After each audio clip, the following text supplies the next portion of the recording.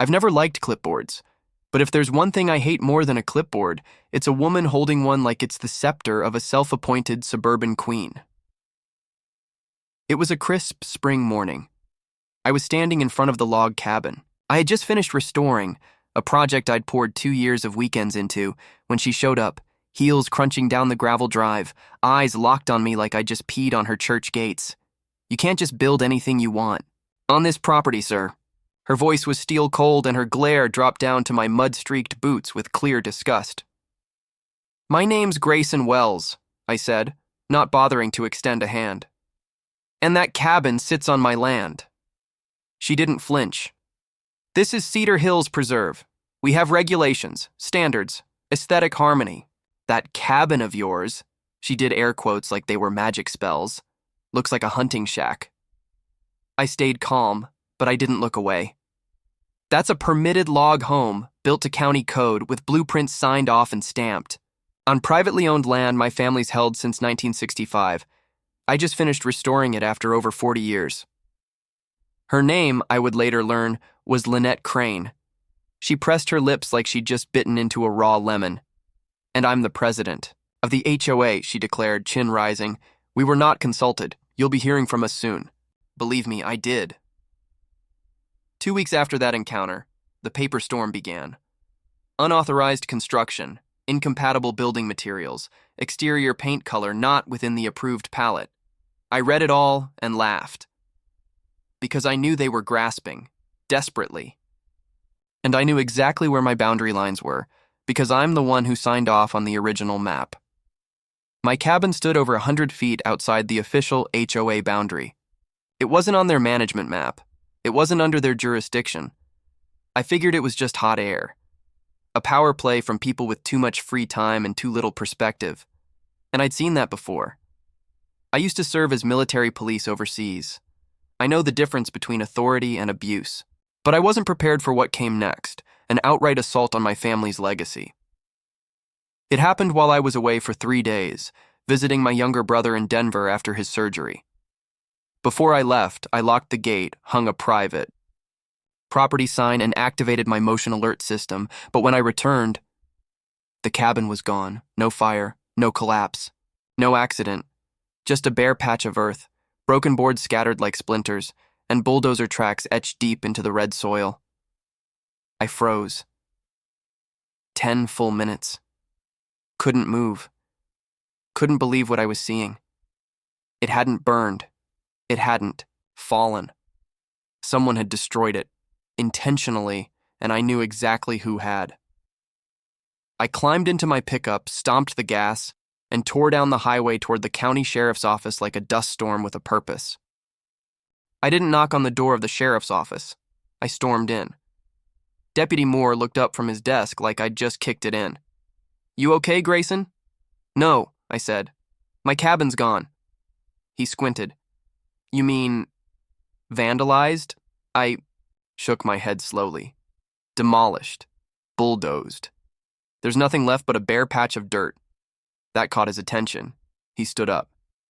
"You're serious?" I handed him photos I'd just taken, my boots still dusty from standing in the ruins. "I've got a good idea who did it too." He looked through the images, then back at me. "You think the HOA did this?" "I know they did.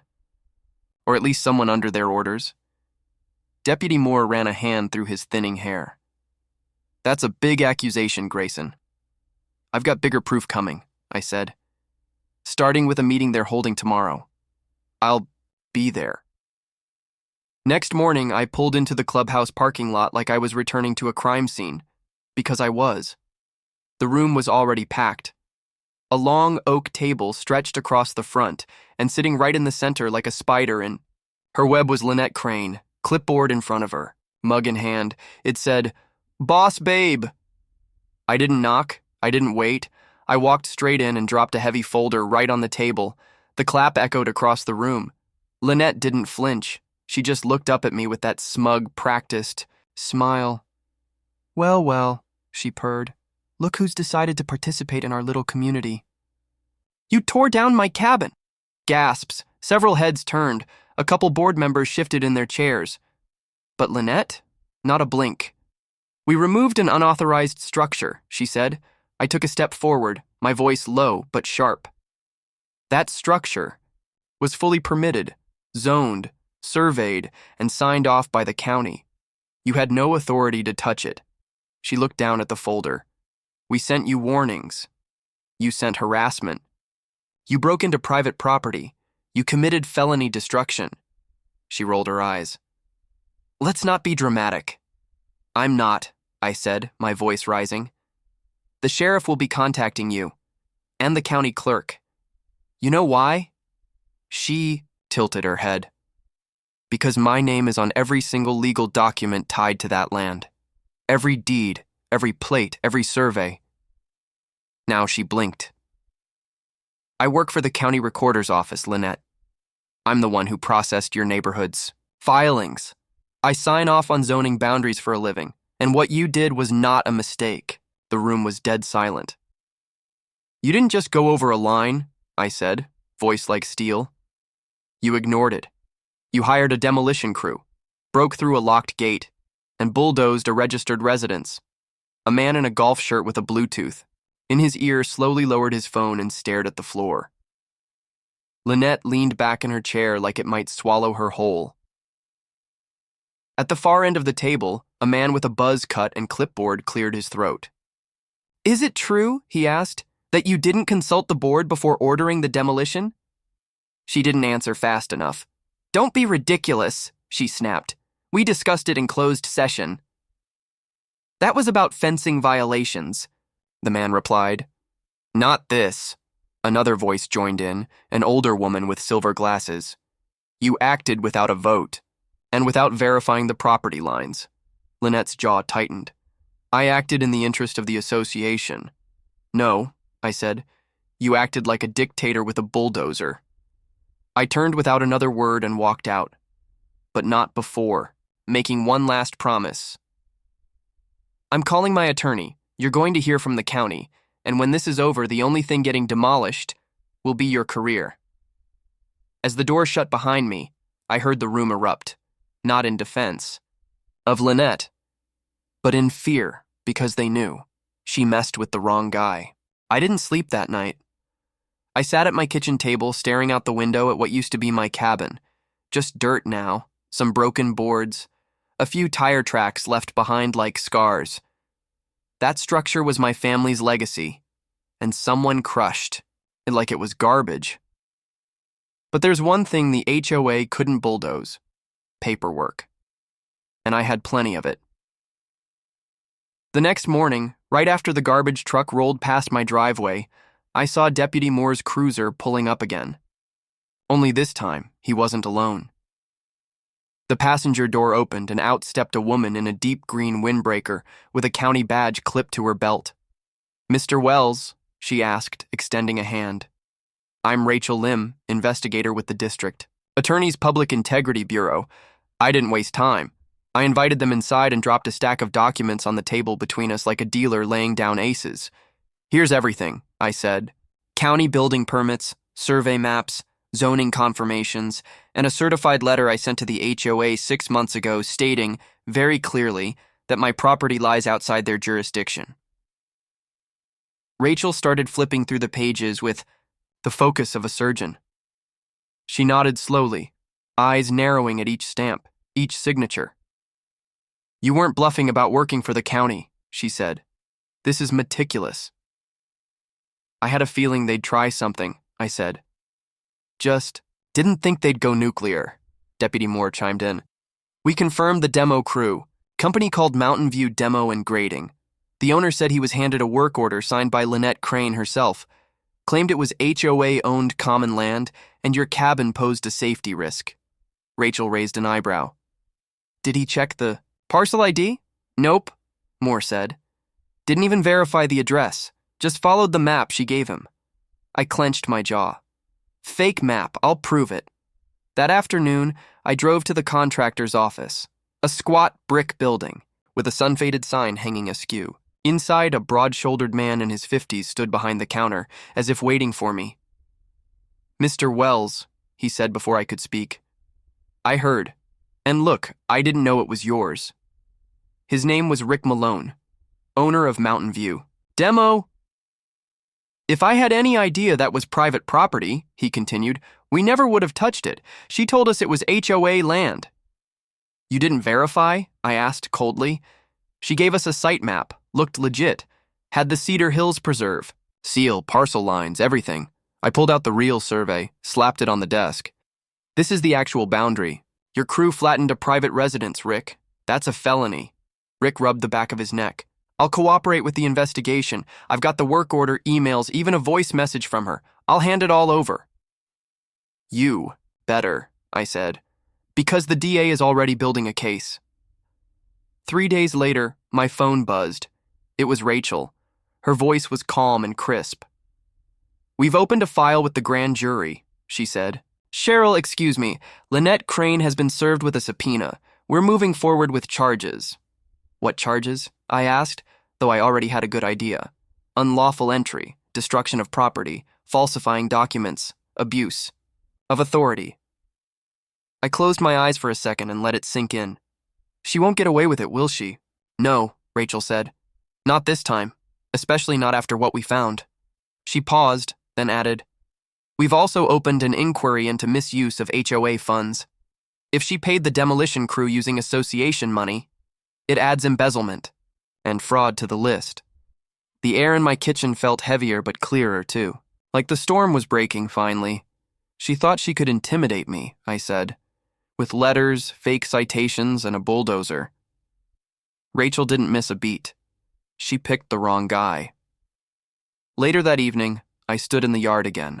The dirt was still bare, but my stance had changed. I wasn't a victim anymore. I was the line in the sand. The documents had spoken. The law was catching up. And Lynette Crane? She was about to learn what happens when you try to erase a man's legacy and leave behind a trail of forged paperwork. I knew something else, too. This wasn't just about my cabin anymore. I'd seen the looks on the faces at the HOA meeting. Others had suffered. They just hadn't had the means or the will to fight back. But now that someone has stood up, they were going to follow. And the HOA? They weren't ready for the storm coming their way. You'd think tearing down a man's cabin would be the peak of a scandal. But no, it was just the spark. Because once people saw that I stood up to Lynette and didn't back down, something shifted in Cedar Hills Preserve. People started talking. First, it was quiet. A few neighbors stopped by my driveway pretending to walk their dogs, asking casual questions. Offering condolences, sure, but also dropping hints. She fined me for having a wreath on my door past January, one said. I got hit with a violation for installing a motion sensor light, another added. I asked about solar panels. 2 years ago, got flat out denied. No explanation. They weren't just sharing stories. They were testing the waters.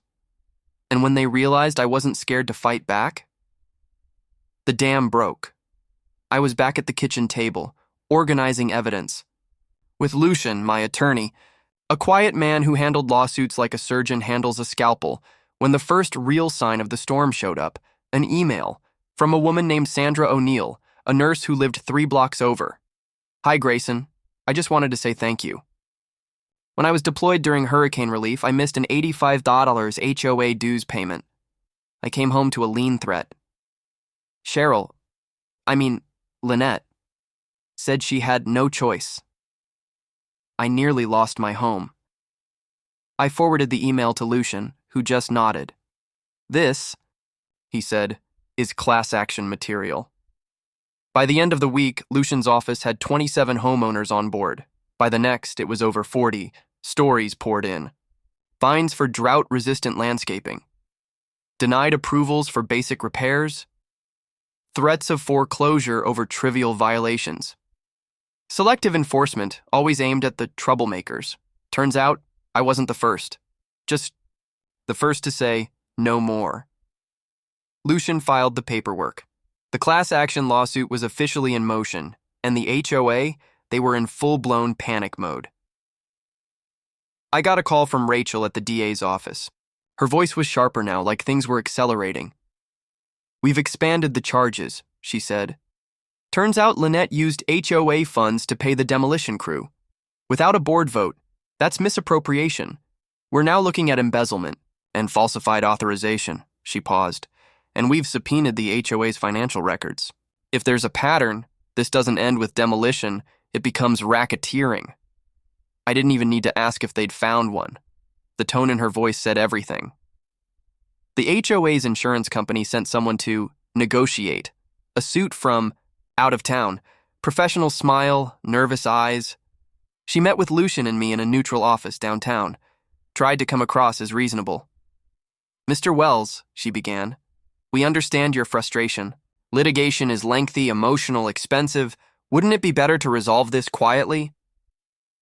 Lucian didn't even blink. You demolished a registered home using unauthorized funds under direction of an indicted official. Quiet is off the table. She adjusted her scarf. What are your terms? Lucian slid a folder across the table. Full reconstruction costs, double damages, public admission of wrongdoing, third-party oversight of HOA governance for 5 years. The rep paled. That kind of statement could affect property values. Lucian smiled for the first time all week. So does criminal demolition. 2 days later, the HOA caved. A printed letter went out to every resident's mailbox. We acknowledged the HOA overstepped its authority and acted without board approval in authorizing the demolition of Mr. Wells's structure. And just like that, the lie unraveled. The clubhouse, once Lynette's little empire, became the site of a town hall. Packed, standing room only. Peter, one of the board members who'd stayed silent for too long, finally stepped to the podium. He read a full statement, eyes heavy with guilt. He admitted they'd failed to oversee Lynette, that the cabin was legal, that they'd failed their own members. Hands shot up across the room like a school assembly gone rogue. Are we liable for her actions? Do our dues cover her legal defense? Can we vote this whole damn board out? I stood in the back. Didn't say a word. Didn't have to. The residents were awake now, and the reckoning wasn't over. Not by a long shot. 3 days after the town hall, I got a knock on my door. I was sanding down a beam for the rebuilt porch when I looked up and saw Rick Malone, the contractor who'd unknowingly leveled my cabin. He wasn't wearing a hard hat this time, just jeans, a windbreaker, and a face that looked like it hadn't slept since the last time I saw him. Mr. Wells, he said, taking off his cap. Got a minute? I set down the sander and motioned him up the steps. Come on up. You here to apologize or to cooperate? Both, he said. He handed me a thick manila envelope. Inside, the signed demolition work order, an email chain with Lynette, a copy of the fake site map, and an audio recording on a flash drive. She told us it was HOA common land, Rick said. Said the structure violated visual continuity ordinances. Whatever the hell that means. It means she made it up, I muttered. She had us rush the job, told us not to worry about permits, that it was handled internally. She even gave us the HOA seal on the letterhead. I narrowed my eyes. And you didn't question that? He looked away. I did. But she's the HOA president. She talked like she owned the place, gave me a tight timeline, and, truth is, I trusted her authority. That was my mistake. I tapped the flash drive. You just bought yourself a lifeline. Nodded. I'll cooperate with the DA, full testimony, whatever they need. Rachel Lim called me that evening. I told her about Rick's visit and what he handed me. She didn't sound surprised. Good, she said. Because the grand jury's getting everything tomorrow. And here's something you'll want to hear. She paused for effect. We've traced the forged site map to a zoning compliance officer named Aaron Kellerman. That name hit like a punch to the ribs. I remembered seeing it on a few permits years ago. I never met the guy, but I'd seen his signature before. Stamped, approved, official. He's retired, I said. Rachel replied. He was, but we believe he provided Lynette with backdated approval stamps and fake plat overlays. We've got a warrant out for his arrest. The pieces were snapping, together. This wasn't just HOA overreach anymore. It was a conspiracy. Kellerman was arrested 2 days later. The news hit the local papers hard. Headlines screamed, "County official implicated in HOA demolition fraud." He was led out of his suburban home in cuffs, his face obscured by a hoodie, while news vans circled like vultures. One of the photos made the front page, him being stuffed into a cruiser, hands behind his back, while neighbors stood on their porches with jaws dropped. Rachel called again that night. "We're officially adding charges for falsifying public records, conspiracy to commit unlawful demolition, and obstruction of justice." She didn't sugarcoat it. "This thing runs deep, Grayson. And Lynette didn't just bend the rules. She rewrote them. With help." Meanwhile, Lucian pushed our civil case forward like a freight train. With Kellerman's involvement confirmed, we had enough to invoke state racketeering statutes. That meant additional damages, broader claims, and now we weren't just suing Lynette and the HOA, we were suing the county. For failure to supervise a rogue zoning officer, Lucian explained. Negligence, systemic oversight failure, and now we've got documentation to prove it. The county blinked, didn't fight it. They settled, quietly, efficiently, with a structured payout that covered reconstruction costs, architectural redesign, court filing fees, my legal team's hourly, and projected long-term property devaluation. When Lucian handed me the check, I just stared at it. "This doesn't make us even," I said. "But it's a start." He nodded. "Justice takes time, but it leaves receipts." Then came the big one. Rachel called again, this time not alone. With her on the line was Assistant District Attorney Melody Tran. Her voice was cool, composed, but intense. "Grayson, we're expanding the investigation again," she said. "Because it's not just about your land anymore." I raised an eyebrow. "There's more?" "There are 4 other properties that received suspicious enforcement notices under Lynette's tenure. 2 of them were cited for non-existent violations. 1 was pressured into selling under threat of fines. And the 4th? I asked. She didn't miss a beat. "It was also partially demolished. We're verifying permits now." My stomach turned. "This is an organized abuse of power," Melody continued, "and it's bigger than HOA bylaws. We're talking fraud, coercion, conspiracy, and financial misconduct." I exhaled slowly. "How far are you willing to go?" She didn't even hesitate. "As far as it takes." That weekend, I rebuilt the front steps on the new cabin, stronger than before, reinforced beams, double-braced footing. As I drove in the Cree, "Final screw!" a voice called out from the edge of my drive. "Mr. Wells?" I turned to see a man in his 60s wearing a faded windbreaker and holding a folder. "Name's Victor Patel. I live by the Ridge Trail." I shook his hand. "I heard what you did, what you're still doing. I just wanted to say thank you." I nodded. "You were targeted too?" He laughed bitterly.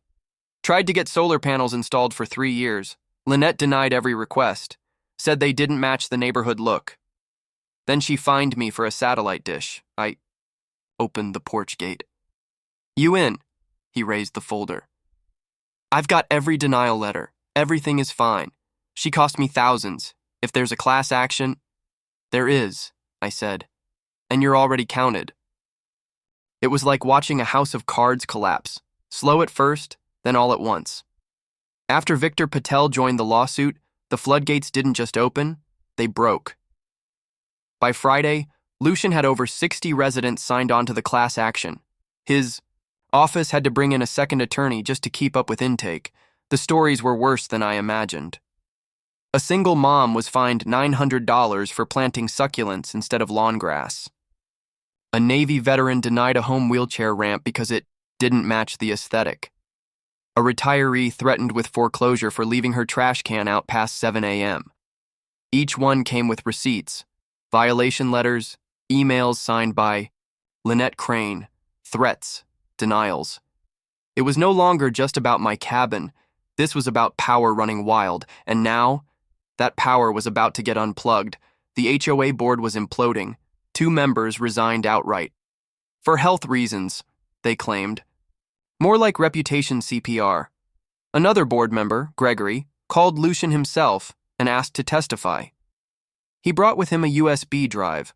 On it, internal emails where Lynette pushed enforcement against residents she called aesthetically hostile. Meeting notes showing she skipped board votes and signed off on actions unilaterally. A PDF of budget reallocation requests that funneled funds into a separate, undisclosed project reserve. Gregory said it flat out. She ran the HOA like a fiefdom. We were just window dressing. Lucian forwarded the files to the DA's office. Within 48 hours, witness tampering charges were filed. Why? Because Lynette had sent messages to 2 former board members urging them to stay consistent with the narrative about the cabin demolition. One of them turned the texts over. The other? Already talking to Rachel Lim, and that's when the plea deal came knocking. Rachel called me that afternoon. She's ready to fold, she said. The evidence is overwhelming, and the witness tampering tipped it over. What's the deal? On the table? I asked. Rachel didn't hesitate. 18 months in state prison, full restitution, court-ordered apology, and a lifetime ban from serving on any HOA board or public committee in the state. I leaned back in my chair and let it sink in. She's taking it? I asked. She already did. The press release goes out tomorrow morning. And just like that, the Queen of Cedar Hills Preserve was officially dethroned. The next day's local newspaper ran the headline in bold, HOA President Accepts Plea Deal in Demolition Scandal. Her mugshot sat underneath it, grim and smeared. With failure, no clipboard, no pearls, just an orange jumpsuit and dead eyes. Residents were stunned. Some celebrated. Others looked like they just realized how close they came to being next. But even with Lynette gone, the damage wasn't done echoing. HOA's insurance carrier, already rattled from the settlement, sent in their top legal team to do damage control. They tried to float a hush-hush deal to the rest of the plaintiffs. Lucian, he wasn't having it. This isn't about keeping quiet, he told their lead counsel during a tense conference call. This is about exposure, restitution, and reform. Do you want peace? Then earn it. And to everyone's surprise, the board agreed. They scheduled a second town hall, not at the clubhouse this time, but in the open-air community park under the pavilion. No walls, no gate, no podium, transparency, literal and figurative. That night, more than 200 residents showed up with lawn chairs, thermoses, and paper copies of violation letters in hand. Marlene, the interim board president, stood at the center, holding a thick printed report. She didn't sugarcoat anything. 5 properties were improperly cited, she said. 2 homeowners were pressured into modifying or selling. 1 structure, Grayson's cabin, was demolished illegally. And HOA funds were used without disclosure or vote. People murmured. Heads shook. Some residents just stared at the grass.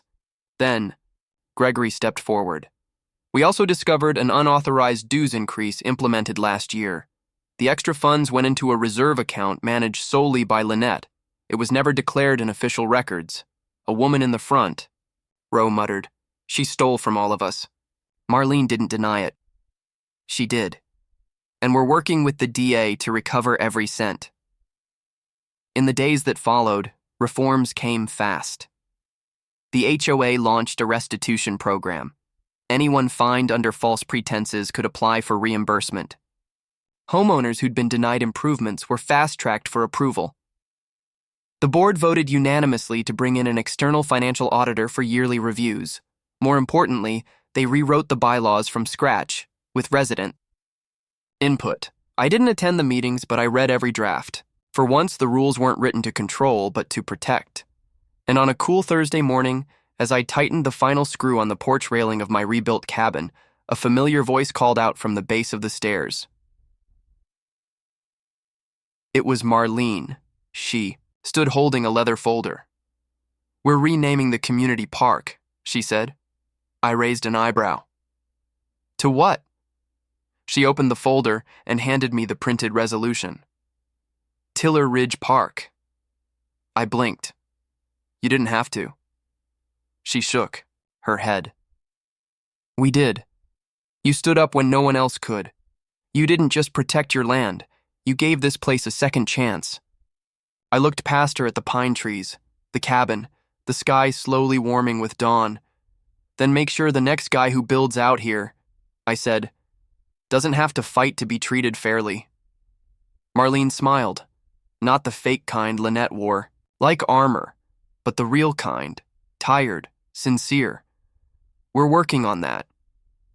She left the folder with me and disappeared down the gravel path, and for the first time in a year, the land felt quiet, the air felt earned, and Cedar Hills Preserve finally felt free.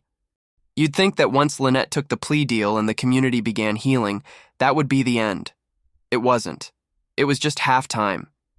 Because a week after the town hall under the pavilion, I got a call, not from Rachel Lim this time, but from Assistant District Attorney Melody Tran herself. Her voice was calm, but beneath it was tension, like steel wire pulled taut. Mr. Wells, we've expanded the scope of the investigation, she said. We believe this goes beyond HOA misconduct. I straightened in my chair. How far beyond? She didn't miss a beat. We have evidence that Aaron Kellerman, the former zoning compliance officer, was involved in more than one forged approval. His approval stamp appears on 4 other site maps used by Lynette over the past 3 years. That landed like a punch to the gut. He was helping her fabricate jurisdiction? I asked. More than helping, she said. We believe he was a co-conspirator. In one case, his approval was backdated by 6 months, enough to justify fake HOA enforcement actions. I shook my head, rage boiling. So Lynette didn't just invent her authority. She had someone inside the county giving her the paperwork to back it up. Exactly, Melody said. We've issued a warrant for his arrest. 2 days later, Kellerman was in cuffs. The local news aired the footage. The former county official being led out of his suburban home, face pale, escorted by 2 uniformed deputies while cameras rolled. His arrest hit the community like an earthquake, because this wasn't just about a rogue HOA president anymore. This was about government betrayal. People who should have been the firewall, who should have protected residents, had instead become silent partners in corruption. And the public? They were done being silent. The next emergency meeting wasn't held by the HOA. It was organized by the Public Integrity Bureau and hosted in the county courthouse auditorium. More than 300 people showed up. Some from Cedar Hills, others from neighboring communities. All of them with one question. Who else knew? Melody Tran stood at the front of the room, flanked by Rachel Lim and 2 state officials. She didn't mince words. Cheryl Lynette Crane abused her position as HOA president. That's been established, but she didn't act alone. Aaron Kellerman, a trusted zoning officer, provided falsified documents. Together, they approved enforcement actions that were outside the legal boundaries of the HOA's jurisdiction. She held up a thick binder. We have uncovered 5 total properties impacted by this scheme. 1 was demolished. Others were cited, fined, or coerced into altering their properties, sometimes under the threat of foreclosure. A man near the back stood up. I live in Oak Ridge Crossing, he said. My fence was torn down by the HOA even though I had county approval. Is there any chance, Rachel cut in, bring your documents. Our office will review every case connected to Kellerman's signature. That was the moment the tide turned. No longer just about me. No longer just about a cabin. This had become a reckoning. Back in Cedar Hills, reforms accelerated. Marlene and the restructured board hired a third-party auditing firm. They released the findings publicly. Turns out, Lynette had funneled nearly $74,000 into off-the-books reserve projects over her tenure, none of which were voted on or properly documented. 2 other former board members were subpoenaed. One lawyered up. The other flipped and started naming names. Lucian added them both to the civil suit. Meanwhile, the county was feeling the heat. Our amended lawsuit now included the county planning division, naming it as a co-defendant for failure of oversight, dereliction of duty, and administrative negligence. The county settled fast. They cut another check, this time covering the full cost of architectural redesign, damages for the other impacted homeowners, court and deposition expenses, plus a 5-year public transparency program involving Zoning and permit access for all citizens. Lucian called it a historic correction. I called it the beginning of accountability. But justice didn't stop at settlements. Kellerman refused a plea deal. He went to trial, and it was brutal. The DA's office laid out a clear pattern of misconduct: altered plats, backdated permits, collusion with a private HOA, approvals issued in exchange for consulting fees. The jury deliberated for less than 4 hours. Verdict: guilty. Sentencing: 5 years for falsifying public records, with 2 additional years for conspiracy. He lost his pension, his license, his standing. Gone. I watched it all on the courthouse live stream, hands wrapped around a hot mug of black coffee, porch breeze drifting in behind me. And I felt it. Closure. But not finality. Because there was one thing left. One evening, as the first signs of spring pushed through the frost, I received a large certified envelope, gold county seal, crisp ivory paper. Inside was the official closure of the investigation, but also, tucked behind it, was the full, notarized confession letter from Lynette Crane, typed, signed, sealed by the county court. I, Cheryl Lynette Crane, acknowledge that I authorized the unauthorized demolition of a permitted residential structure belonging to Mr. Grayson Wells. It went on for 4 pages, a public apology, a breakdown of her actions, an acceptance of responsibility. The bottom, her signature. No clipboard, no HOA title. Just her name and a long list of consequences, and that's when it hit me. My grandfather's cabin had fallen once. But now it stood taller than ever. Not just because I rebuilt it, but because it became something more. A line in the sand. A symbol. A warning. No one, not a rogue president, not a corrupt official, not even a system asleep at the wheel, would ever cross it again. That morning, as the last of the mist lifted, I heard a knock at the door. Not urgent, not secretive like the days when Lynette ran everything from the shadows. Just a simple, polite knock, and strangely, it felt peaceful. I opened the door. Standing there was Marlene, the new HOA president, holding a cream-colored envelope embossed with the neighborhood council's seal. "We passed the resolution," she said. "The Central Park will officially be named Tiller Ridge Park." Paused for a moment, not with pride or triumph, but with a quiet sense of peace. Like what I'd been protecting this whole past year, not the cabin, but what's right, had finally found its place. "I don't need recognition," I said quietly. "It's not because you need it," Marlene replied. "It's because the neighborhood does, a marker, a reminder that silence is no longer an option." I nodded. And as she walked away, her figure growing smaller down the gravel road, I turned back to the porch, where the morning light cast golden beams over the planks I'd rebuilt with my own hands. Since the verdict was handed down, the entire neighborhood seemed to shift, as if someone had finally had the guts to wrench the wheel of a rotting ship back on course. The HOA bylaws were rewritten from scratch. No more secret meetings, no more vague clauses. Every decision now had to be public, voted on, and recorded. And every resident, whether retired or recently moved in, had a voice. We formed an independent residents' oversight committee to supervise any form of enforcement. Those who had been wrongly fined were reimbursed. Those previously denied building permits, approved, with respect and no red tape.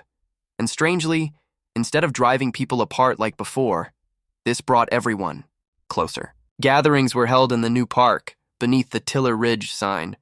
No one was afraid of license plates being written down. No one got reprimanded over folding chairs. I never joined the board. I didn't want to. But every week at least, one person would knock on my door, not to complain, but to ask my opinion. Somehow I'd become a sort of moral compass for the place. One Thursday afternoon, as I was installing the last handrail on a new wooden stair, a young man walked up, mid-30s, plain t-shirt, khakis, holding a simple drawing. "You're Mr. Grayson, right?" he asked, a little hesitant. "Depends who's asking," I replied, not looking up. "I just bought the corner house on 3rd, he said. They told me what you did for this neighborhood. I looked at him, waiting. I want to build a little backyard shed. The new management said the process is easier now.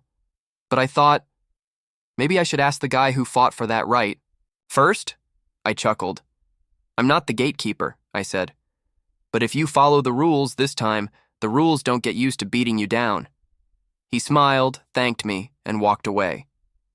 That's when I realized what victory really looks like. Not lawsuits, not headlines, not compensation, just a neighbor, not afraid to live freely on their own land. A month later, I received the final letter from Lucian's law office. Not thick, no files, just one line of confirmation. Civil case officially closed. All obligations fulfilled.